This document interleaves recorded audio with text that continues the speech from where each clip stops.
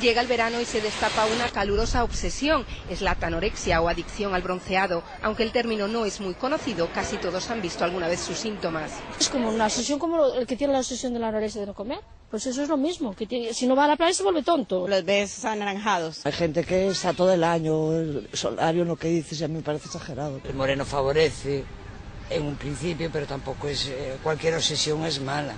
Quienes padecen anorexia nunca están satisfechos con su tono de piel y no dudan en arriesgar su salud para estar cada vez más morenos. La exposición al sol produce una liberación de determinadas hormonas, endorfinas, opioides, aunque pueda haber una base orgánica de la que se pueda echar mano para justificarlo, el problema básico es psicológico. Este trastorno afecta sobre todo a mujeres de entre 20 y 40 años.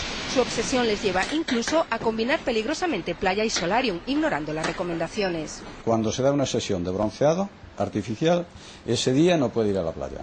Envejecimiento prematuro de la piel, quemaduras y cáncer son las consecuencias más graves de esta adicción al bronceado extremo.